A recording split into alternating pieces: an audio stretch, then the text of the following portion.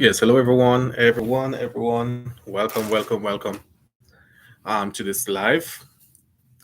Yes, today is the eve of election day in the United States, and every one of us is aware by now that um, this election is uh, against two very odd individuals. Two very odd individuals.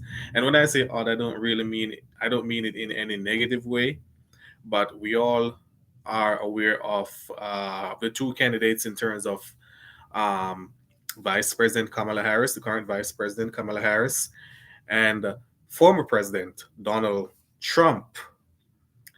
Former President Donald Trump, yes, and Vice President Kamala Harris, who are both vying for the 47th spot in the White House for the next 4 years. Who will it be? Well, we're here to discuss a little bit of that. We're not going to be too long, but we're just here to give our on the eve of the election. As you know, election day is tomorrow, November 5th, and on the eve of the election, well, I'm here in the U.S., but where I'm at, I'm in a suburban area, so it's a very quiet neighborhood. So I don't really, um, you know, know what's going on outside unless I, you know, go further out. Yes, so that's the only way I really know what's going on. But where I'm at, I'm in the suburbs, and the suburbs here, can be very, very quiet for the most.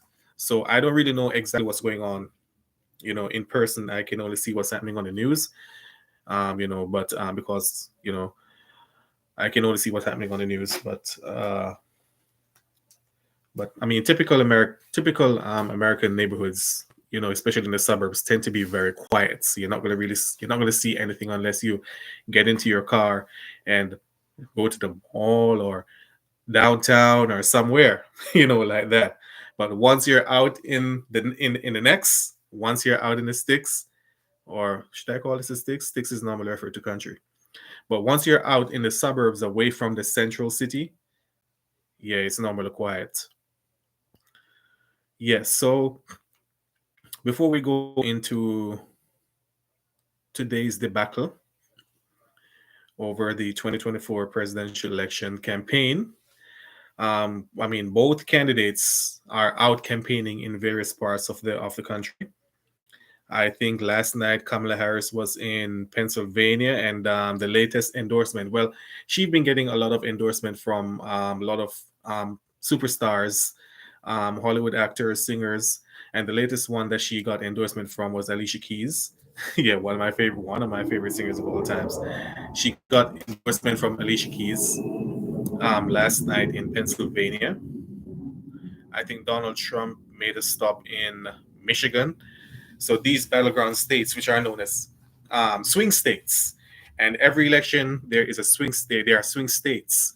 Um, for this election, there are seven swing states.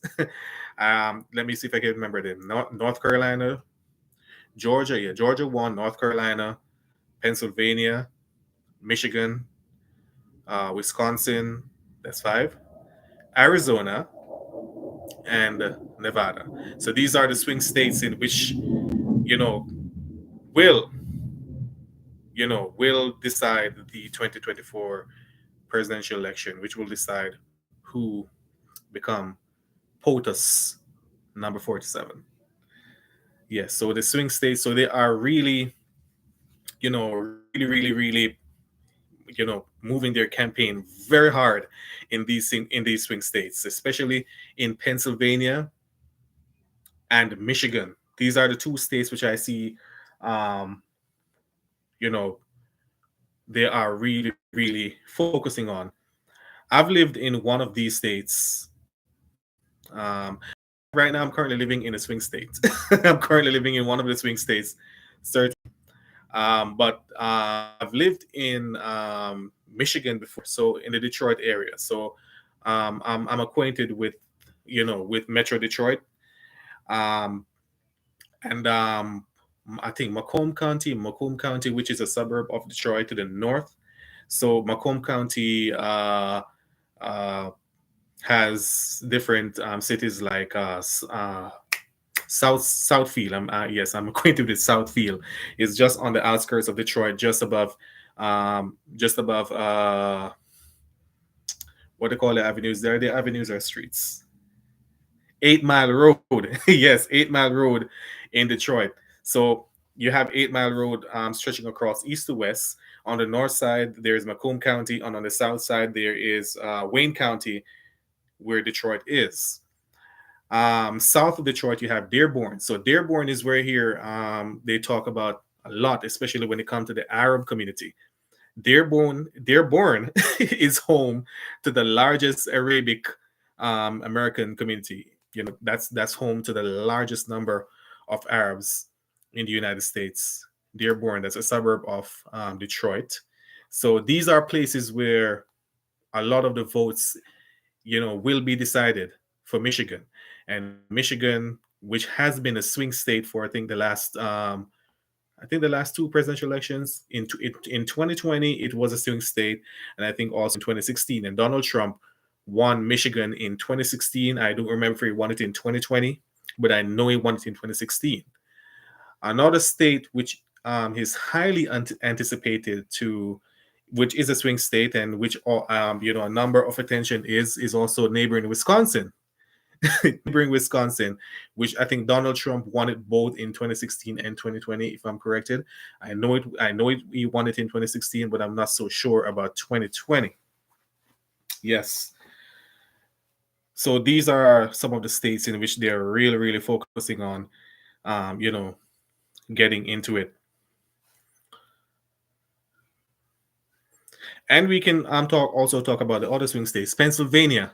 Pennsylvania is another important, especially, I mean, many of us, when we look at Pennsylvania, we're I think we're first focusing on Philadelphia, which is the largest city within the state, which holds um, say maybe 35-40% of the entire population of Pennsylvania. But those red counties out in the sticks are also, they're really, really also. I mean, Trump have been carrying these counties for the last two elections. So if Kamala Harris, not just with, outside of the Philadelphia and Pittsburgh metropolitan areas, if she can win some of these rural counties, which are normally regarded as red counties, Republican winning leading counties, that would be good for her, to control some of those deep red counties. I'm not sure if she will certainly control, get to win some of these counties, but that would certainly be an icing on the cake if she can grab more than just Pittsburgh and Pennsylvania. Americans say Pittsburgh, but that H supposed to be silent. Yeah, every time I hear person say Pittsburgh, it really annoys me. It's Pittsburgh. The G is supposed to be silent, not the H. The G, that G is supposed to be silent. Pittsburgh, not Pittsburgh. Okay, it's Pittsburgh. That's why the H is there. Yeah, if it was Pittsburgh, then the H would be absent. But anyway, so yeah, but the two metro areas in which the Democrats are really focusing on is the counties in and around Pennsylvania and those in and around Pittsburgh, and probably those within Harrisburg, the capital. Would bring it off for Pennsylvania. But Pennsylvania is a very crucial state in which they have been paying attention. Donald Trump won Pennsylvania in 2016. Biden merely won it in 2020. So, we're waiting to see what Harris, how she will perform, this time around in 2024. So let's see. Um, Another state. So the other states that we are looking at, of course, is Georgia, which Biden barely, I would say, by the skin of his teeth, won in 2020. Barely, by a very thin margin, he won Georgia. Now, Georgia is a historically Republican leaning state. It's been a red state from, I think, the last president to be the last president to win the state of Georgia before Biden in 2020 was Jimmy Carter. And Jimmy Carter is from the state of Georgia. Jimmy Carter is from the state of Georgia. So he was the last person to win the state of Georgia before Joe Biden in 2020. Yes, he was the last person. Jimmy Carter was the last person to do that. Ever since in between the time of Jimmy Carter in the 80s to Joe Biden, it have always been the Republican and a Republican president who have ever carried the state of Georgia. Most of the focus for Georgia is within the Atlanta metro area, and of course we can all. I think we're slightly seeing some blue in and around the Macon metro, Macon and on the coast, but mainly within Atlanta. You're talking about um, uh, what's the other county? It's Clay County. I forgot the name of the other county, but these are the counties in and around the Atlanta metro area that the Democrats are really focusing on. The Republicans are going to still carry the sticks, the counties out in the sticks to the most rural counties, like those in the south and the midsection of the state, around surrounding the Macon area. Yes, those in the southern part of the state and the western part of the state, and mostly in the northeast, they are going to most likely lean toward Donald Trump. But the Democrats and Kamala Harris in particular, to win Georgia, will have to make sure that all the prospects in and around Fulton County, DeKalb County, Clay County, these counties within the state of Georgia, if she can pull off these counties, it would be so good for her. But I can say she's been gaining ground in Georgia, and that's the reason why they've been focusing on Georgia, throughout this election campaign. We're seeing this morning we're seeing a slight, have been seeing a slight surge in the polls, where, it's not something that, is normal, is where Kamala is leading in the state of Iowa, a red leaning state, a Republican leaning state, Iowa. And as you know, Iowa is one of those states where the first primaries within the presidential campaign is held. The caucus, rather, the Iowa caucus, every January time there's a presidential elections. That is where the showdown, Iowa and New Hampshire. So I think Iowa is like the first state ever where the first primary or the first caucus is held. And this state has been a Republican leaning state. And up until this morning, there is a surprise that Kamala Harris have been gaining ground in this state in Iowa. And if you know the demographics and the geography of Iowa, it's it's a state in the midsection in which they call the what they call that section of the state again? Land of Dixie. Yeah. In the land of Dixieland, in the midsection of the United States, between the Missouri and Mississippi rivers. It lies right between both rivers border the state. So you have the Mississippi on the east and the Missouri on the west, and it's a typical red state. It's a typical white. Majority of the people who live there are white people, and they tend to lean Republican. So it's really quite a surprise to see what is happening in the state of Iowa. So that one is a plus going into election day for Kamala. That one is a plus. If she certainly can um, draw this lead into tomorrow, she may win the state of Iowa, which could be a plus for her, and which mean that would be some trouble in the Trump camp, because he will have to win more states. Like, say for instance, if he wins, say for instance, if he loses Pennsylvania and Michigan, he will now have to carry both Wisconsin, all the other swing states, Wisconsin, Arizona, Nevada, Georgia, and North Carolina. He will have to carry all these other states in order to win, because I think Iowa has 7 electoral votes. That would be 7 electoral votes gone from a traditional Republican leaning state. So that is some bad news for Trump there. In the state of Arizona, as you know, most of the focus is going to be on Maricopa County, where Phoenix is. And if you know Phoenix, Phoenix is a big place. It's a huge place. It's like many cities that surround the city of Phoenix. You're talking suburbs like Scottsdale, you're talking like Glendale, uh, Surprise, Peoria, Goodyear, Mesa, all these counties the within Maricopa County. You know, that is where 70% of Arizonans reside. So anyone that wins Maricopa County wins the state of Arizona. That's it. There's nothing more to be said. Currently, Trump is leading in Arizona. I think Harris is leading in Maricopa County. So, but you know, Trump is gonna, be leading in the more rural counties. You know, the more rural counties, like I think the Tucson, the county where Tucson is, I forgot the name. I don't know the name where Tucson, of the county that Tucson lies, but that county most likely would be leaning blue, and also Maricopa County. The rest of the state, most likely is going to lean red. And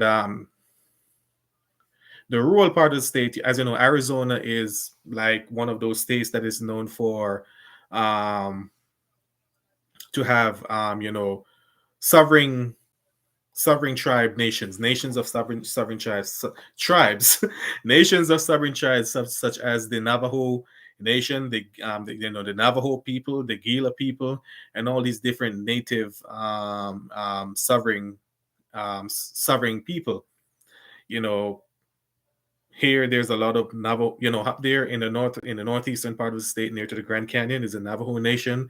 You have the Gila. You have, and I forgot I don't know the rest of them, but those are the two that I'm most popular with. And these are the counties that tend to lean red. The more rural counties within Arizona.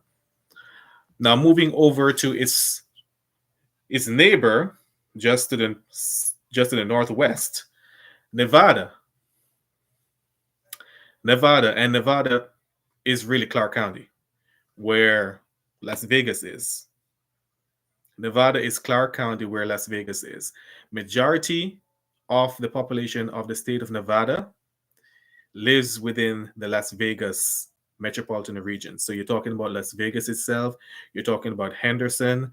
You're talking, well, Paradise is like literally a part of Las Vegas, even though they say it's a different city, but the strips goes right through Paradise. So, you know, the Harry Reid Airport, the Las Vegas Harry Reid Airport is in Paradise, and majority of of the attractions of the strip is within the city of Paradise. Las Vegas would be to the north of Paradise. Yeah, the city limits of Las Vegas would be to the north of Paradise, but the whole thing just comes in as Las Vegas because the strip goes right through the whole thing. And by the way, I will be in Las Vegas this weekend. I will be going to watch a Babyface concert. Yes, Babyface is going to be performing in Las Vegas, and I will be there. So I will be setting up a vlog channel. I will be setting up a vlog channel, but I will be posting some of the happenings, the geography part, because this is a geography channel.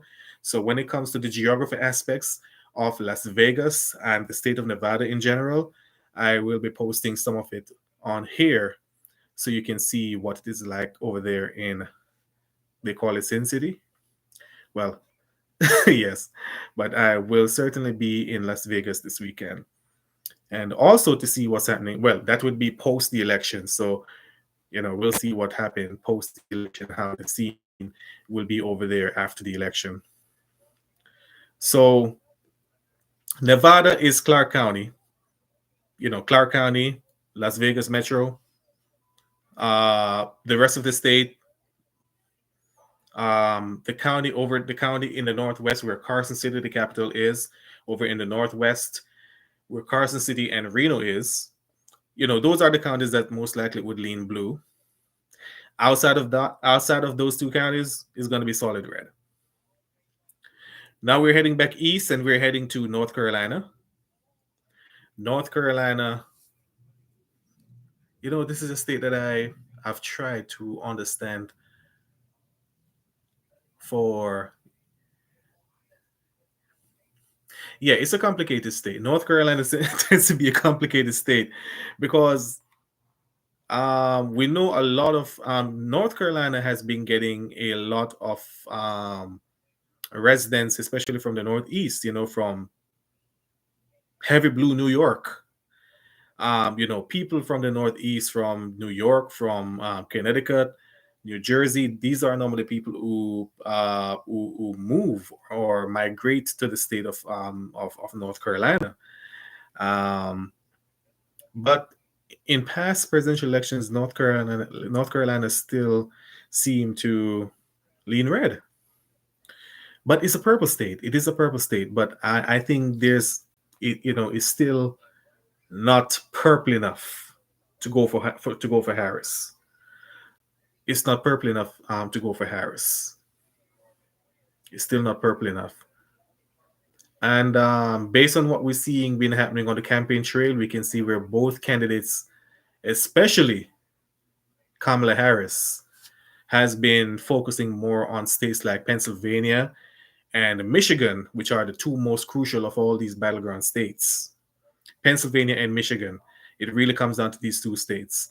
North Carolina is a battleground state, but it's not crucial as those are the two states. So we haven't been seeing where the candidates have been campaigning much, like they did in those other two states. Because Trump campaigns a little bit more than Kamala did, in North Carolina. But I think we can already anticipate that North Carolina will be going for Trump. Yes, I mean it's expected that North Carolina will continue to lead slightly red toward Trump.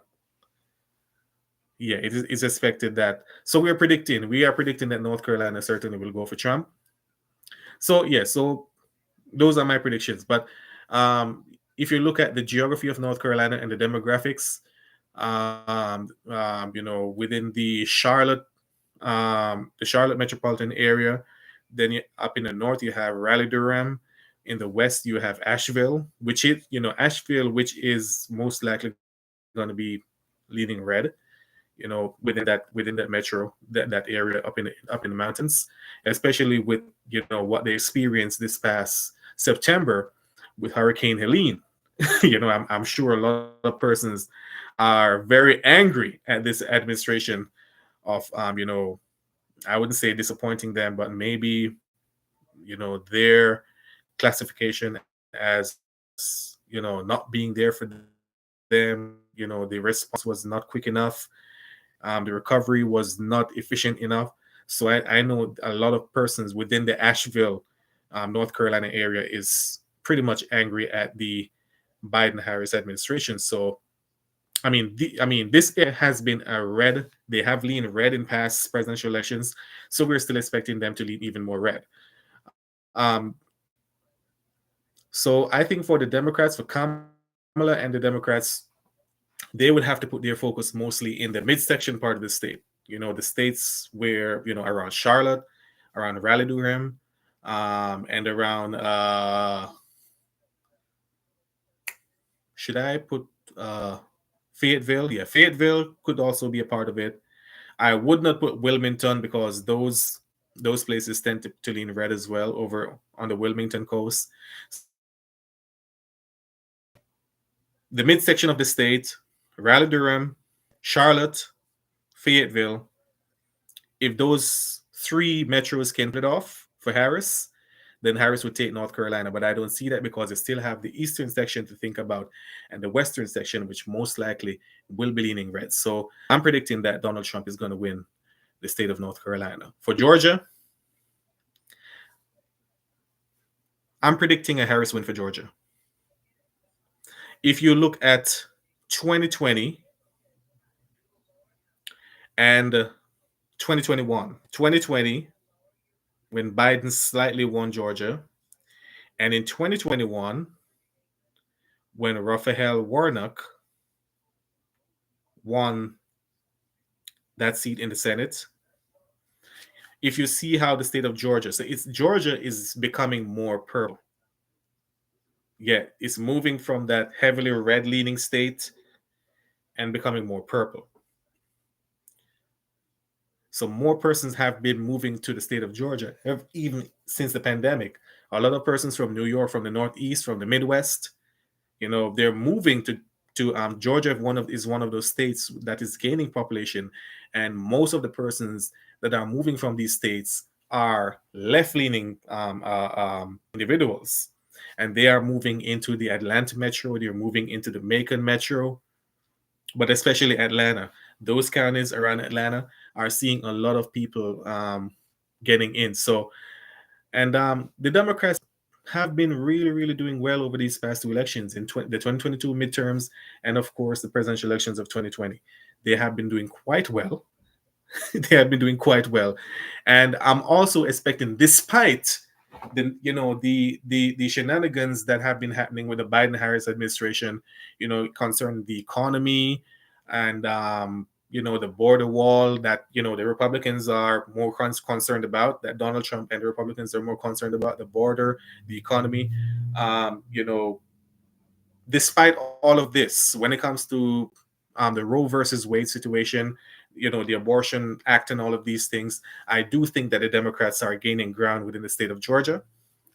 And I think that Kamala it has been doing well within Georgia. Even though at some point we see where Donald Trump have been going up in some of those rural counties, but within the Atlanta and Macon metros, Kamala Harris have been doing really well. She have been doing really well. So I am predicting that Georgia will go slightly blue in favor for Kamala. So I'm predicting a win for Kamala Harris. Pennsylvania, still too early to call. Pennsylvania is very crucial. I'm starting my predictions. So Pennsylvania is pretty crucial. It's a pretty crucial. If you see what's happening there between both candidates, it's like, it's pretty crucial in Pennsylvania. So I don't know what to say about Pennsylvania. As no one, it is a very hard state to predict at this moment. It's really a very hard state to predict for Pennsylvania at this moment. But based on what we see happen in 2020, where Biden slightly won it, and we see where also it was a good look for them in 2022 in the midterms. That's a key, according to what's his name, the guy that is predicting the Harris win. I forgot his name. That professor that has been predicting elections. He predicted 12 elections. He only got one wrong, and that was in 2000. But every other presidential elections, I think since Ronald Reagan up until Joe Biden, he predicted all of these elections right. He predicted that Donald Trump would have won in 2020. He predicted that Joe Biden in 2016, rather.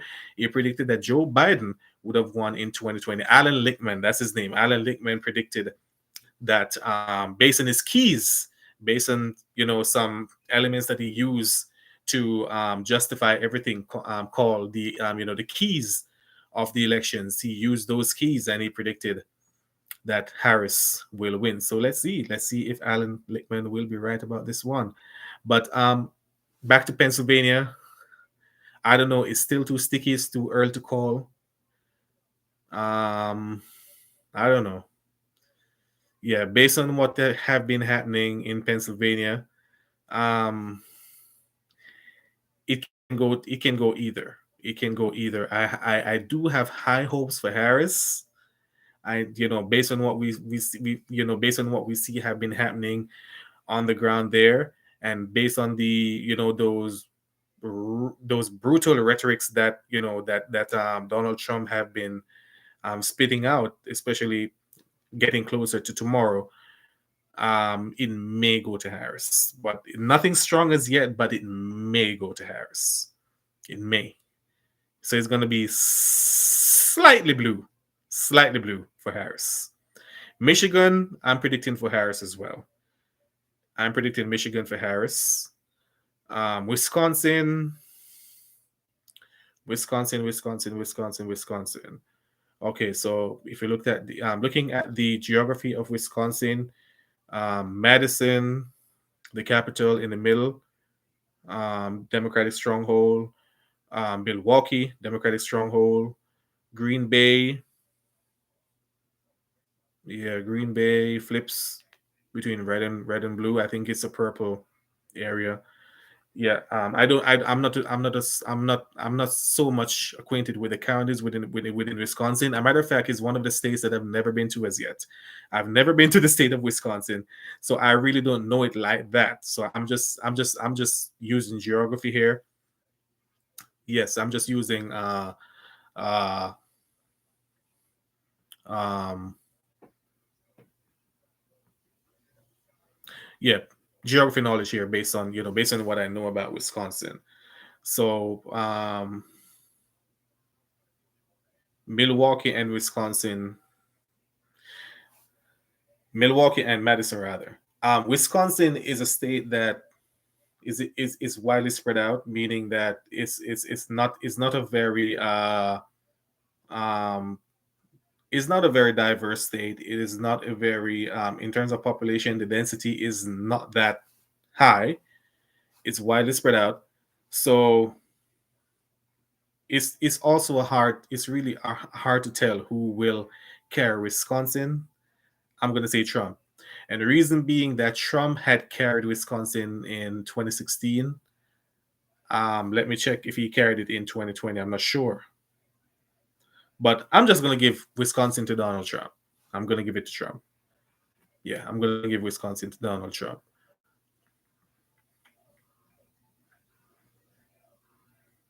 And already I said Nevada is going to be for Harris. Nevada is going to be for Harris. Arizona is going to be for Trump. Yeah, Arizona certainly. I think Trump is going to win Arizona, the state of Arizona, but I think Harris will. And North Carolina, Trump. So that's my prediction. I may be wrong, but that's based on what I see have been happening. Those are my prediction. Yeah, those are my prediction going forward. Yes. So based on what have been happening over the past weekend going into tomorrow, we anticipate that it's going to be a pretty close election. I don't think that this election will fully be called. I don't even think that we'll be having the winner on election night. And if you follow the U.S. presidential elections from the past, like since 2000, because most of us would be around between 2000 to now, especially the younger people. A lot of persons that were around before 2000 is not around anymore. So I'm just using my, scale on most of who were around. Say if you were anywhere at my age, because in 2000 I was 14. I was 14 in 2000. Yeah, so and I still had knowledge of that election. I remember that election so well. I don't remember the others before 2000. I remember from 2000 up until now, and I've been following every single election here in the United States since 2000, even before I came here. From Jamaica, where I'm from. But I've been following the U.S. elections from 2000 up until now, and based on what I've seen, the elections are getting closer. You're hardly having landslides anymore. The days of landslide wins are over, especially since the evolution of Donald Trump. Especially since the evolution of Donald Trump. The election have been closer and closer. than normal. I think the last time we saw a landslide was back in 2008 when Barack Obama was up against John McCain. That was the last time in 2008 that we saw a landslide. That was the last time. 2000, everybody know the story of 2000, so we're not going to put 2000 in it. Everybody know what happened in 2000. Yeah. 2004, Bush had a landslide when he ran against John Kerry. In 2008, Obama had a landslide when he ran against John McCain. He slipped a bit in 2012 when he ran against Romney. I think Romney certainly gave him a run for his money. As you know, that was the second term, and presidents now have hits. I think he lost. I don't know if it was a Senate. I don't remember if it was a Senate or the House that he lost in 2010, but he lost one of those houses in 2010. He gained them in 2008, and he lost one in 2010. So we were, based on his loss in the midterms, in the 2010 midterms, we would have expected that there would be a dip, in 2012 when he was going up against Romney for his second term. Nevertheless, he still won. He still won by a profitable margin, but there was a dip. So it wasn't a landslide. It wasn't the big win that he had in 08. So there was a dip. And in 2016, there we go again.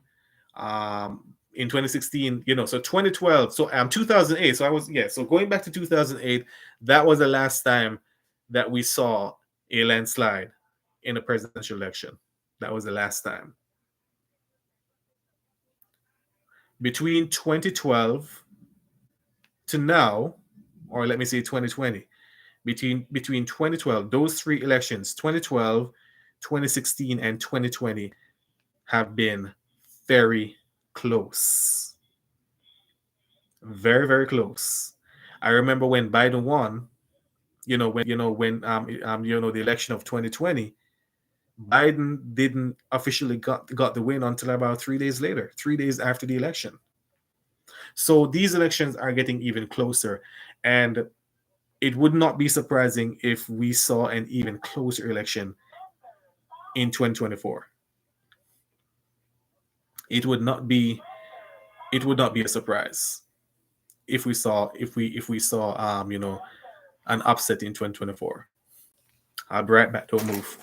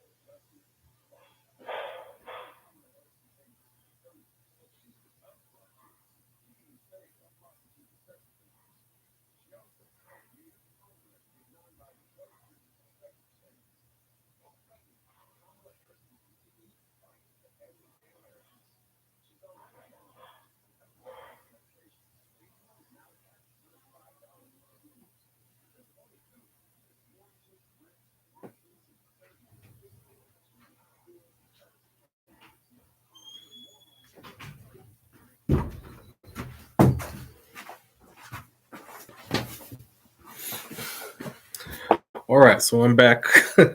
Yes, I'm currently at work, so that's the reason why still I'm still on duty. So yeah, my type of job is hard doing a live. It's really really hard doing a live without breaking, but you know it is what it is. So I just got to do what I got to do. Yeah. So as I was saying, this election is going to be close. I'm not expecting that this election will be called tomorrow night on election night. What we're expecting and know who Donald Trump is, know what to what we know, who Donald Trump is. We saw what he did in 2020.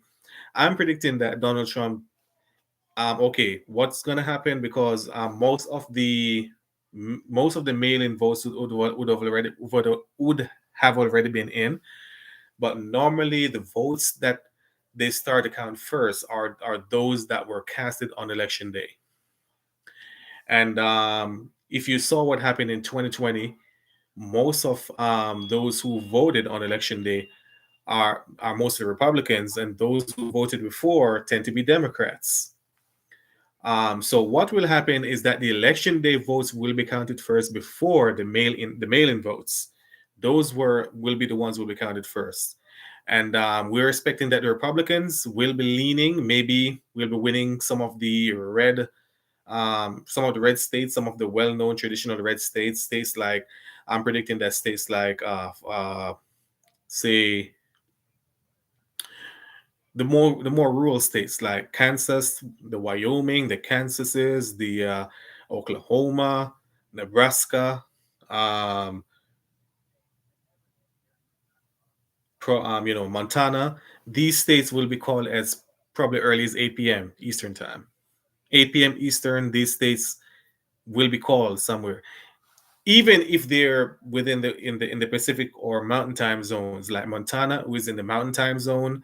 Um, you know these states, this is a very rural state, not a lot of people lives there, so we're expecting that these states will be called early. So these are the states we're looking to be called early for the Republicans.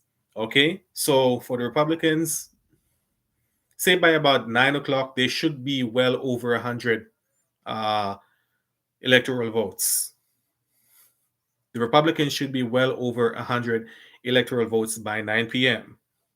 For the Democrats, we're expecting the states that will be called by that time would be states like New Hampshire, Maryland, uh, probably Virginia. We're also looking for states like uh, yeah. We're expecting that these very few states will be called for the Democrats because those states you see are called, those are within the Eastern time zone. So those states are going to be called first. So you can see where the Republicans will be leaning very early. They will be leading. They will be in the lead very early. And as you know, Donald Trump, he likes to, you know, he likes to claim a win at a very early stage. He likes to claim a win at a very early stage. At around 10 p.m., more states will even be called for the Republicans. So Donald Trump will be gaining traction sometime around 10 p.m. Other states like South Carolina, Texas, probably Florida, Mississippi, Alabama, those southern states, Tennessee, Kentucky, Ohio, those are the states that will be called anywhere between 9 p.m. and 10 p.m. And those are all traditional red states. Those are currently all traditional red states. So we're expecting that those states will be called by 9 p.m. So we're expecting that the Republican Party will be well over 150 electoral votes by 9 p.m. For the Democrats, we're expecting um, we're expecting New York, New Jersey. Uh, did I say Maryland? Yeah, I did say Maryland already. So we're expecting New York, New Jersey, Delaware, D.C. We're also expecting Connecticut. We're expecting Massachusetts. These are the states that will be called within that period, which are still not the amount of electoral votes that Donald Trump would be carrying around that time. So we're expecting that the Democrats will be somewhere between 90 and 100 electoral votes. or just a little over 100. Just a little over 100 concerning New York. New York would be the one that has the most electoral votes there. So we're expecting that anywhere between 90 and 100 electoral votes. Donald Trump, so Kamala will be somewhere there, and Donald Trump would have somewhere between 110 to 150 by that time. At 11 p.m., probably one of the swing states, one or two of the swing states will be called. I'm more thinking about I'm more thinking that North Carolina will be called for Trump somewhere around that time. Maybe North Carolina will be called for Trump. North Carolina was one of the swing states that didn't call until probably days later. But I do think this time around, North Carolina will be called early. Based on what I've been seeing, I do think North Carolina will be called on election night.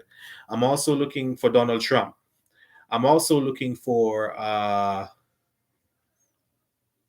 I'm also looking for Wisconsin to be called for Donald Trump as well.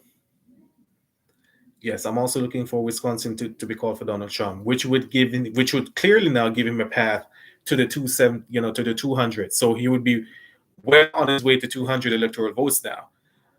He would be well on his way.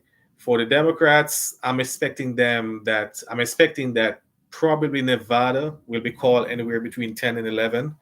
So that will be giving them that electoral votes there. Oh, and California, I'm expecting to call anywhere between 10 and 11 p.m. As you know, California, they have their 50 plus electoral votes over there. So that will be a big jump for Kamala Harris now. So now I'm expecting her to be somewhere one between 120 and 150 electoral votes. Yeah, so California will give her that big jump. I'm also expecting Nevada being that swing state that she will be carrying somewhere around that time. I'm expecting that Georgia to also maybe Georgia. I'm expecting that Georgia will be called on election night as well. Yeah, I'm expecting that Georgia will be called for Kamala Harris. That give her a jump right there. I'm also expecting that for Trump, we will be having which other swing state I'm looking at that would be called for Trump. Or there's no other swing states, but I'm looking at I did already say Texas. Now let's look out west. Arizona, I don't think will be called until the day after. I think Arizona is gonna, based on what we are seeing, I think Arizona maybe will not be called until the day after. Yes, I don't think Arizona will be called until the day after. But for Harris, I'm expecting Oregon because now these are the states that are in the Pacific time zone, so they would be called later.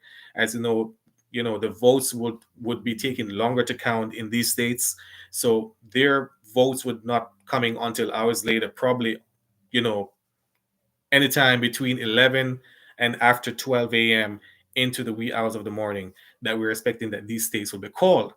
So I'm expecting Oregon, Washington State. Well, Washington State probably will be called somewhere around 10 to 11, but I'm expecting Oregon. I'm expecting to be called for, to be in favor of Kamala Harris. I'm also expecting New Mexico to be called sometime around this time too. And I don't see nothing else in the East that would call until the next day. So that is what I'm predicting. So I'm expecting that, say by 11 p.m., Trump would be well in the lead, but the swing states such as Michigan, such as Arizona, such as Georgia. I did say Georgia, but I don't, I'm going to say Georgia is going to go on based on what we've been seeing and based on what we saw in 2020. I'm looking for Georgia to go over. Wisconsin, I think, will be called a bit earlier for Donald Trump. I do think Wisconsin will be called for Donald Trump. Pennsylvania, Pennsylvania certainly will be going into the next day or probably even the day after on the 6th.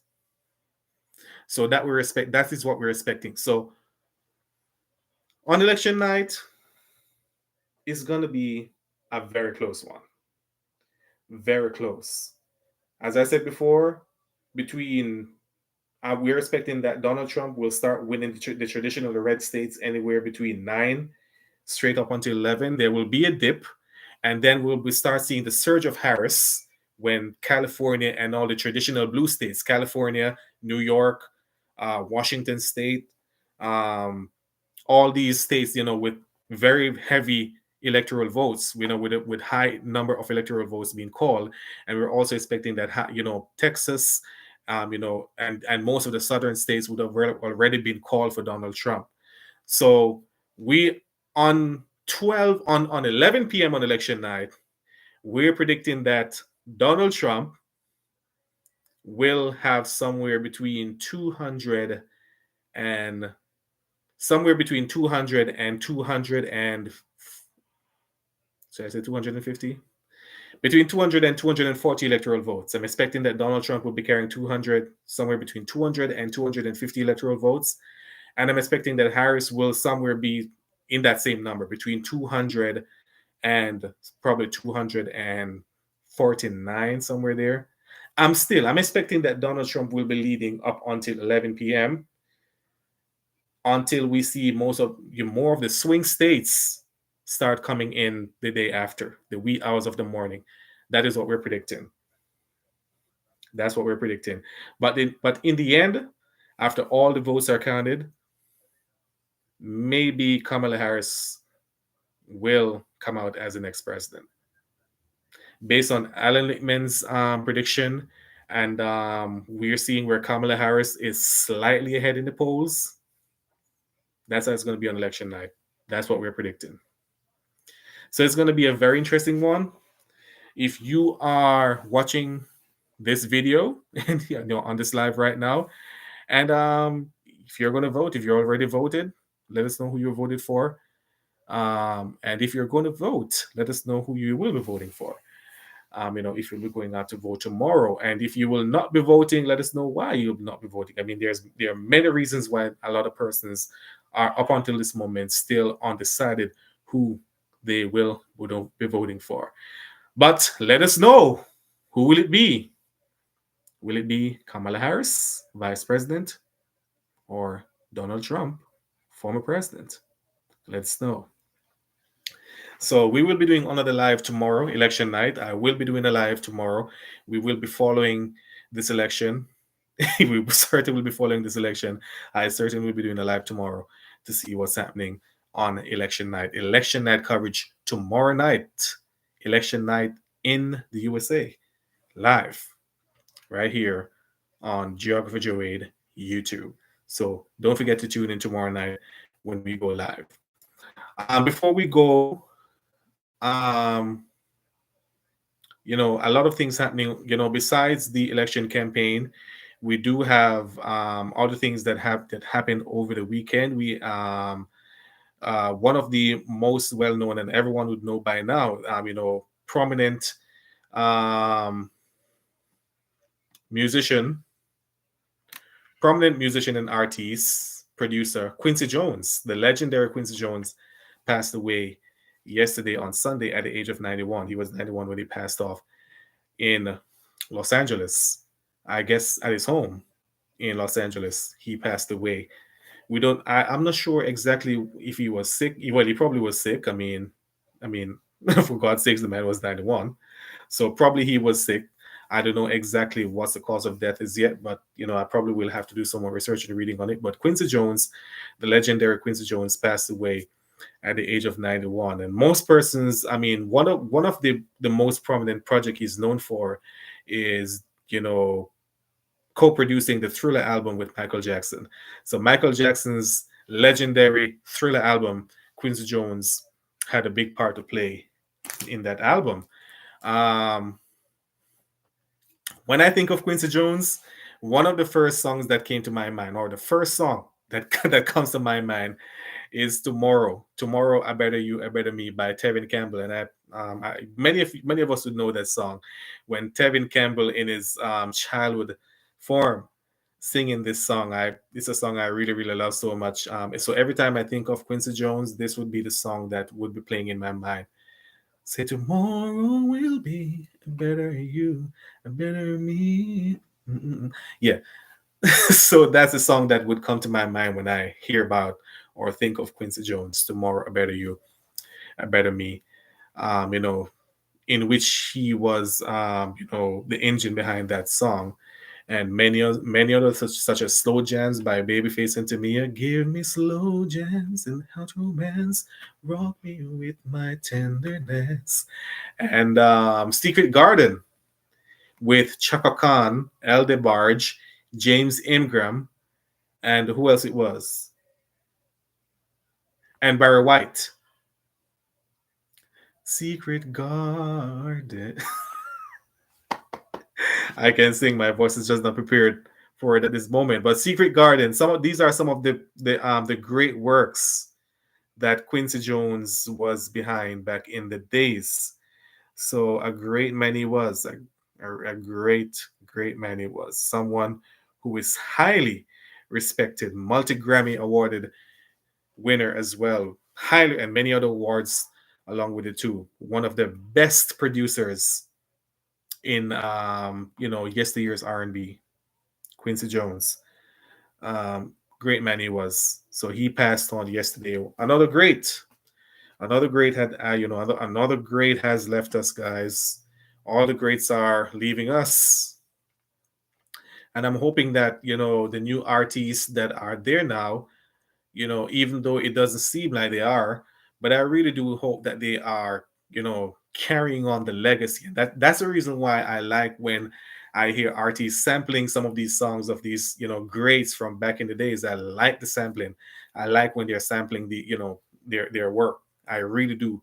I don't know if they themselves would have liked that, but personally, I really do like when new artists sample, you know, big hits, from back in the days, from these greats like Quincy Jones, Aretha Franklin, Luther Vandross, Barry White. A lot of these great names were passed on. And even people like Shaka Khan, who is still here with us. I'm so grateful for Shaka Khan. I mean, you look at Shaka Khan, it's like she's aging backwards. And I'm just wishing and hoping that we will be having these people here with us for the longest time to come. I really do hope. But I won't get too much into the music business. That's for the music channel. If you want to hear we talk more about it, go to Geography Jawade, not Geography Jawade, for Music Jawade. Music Jawade is a music channel that we discuss music. But I must give my heartfelt respect and honor to the life of Quincy Jones, the man he was. Rest well, Quincy. Okay, so we'll leave it right here for now. As we said before, we will back. We will be back here tomorrow night with our extended election night live. I hope you're prepared to join me. It will be a long night on election night. Election night in the USA, 2024. Join us then.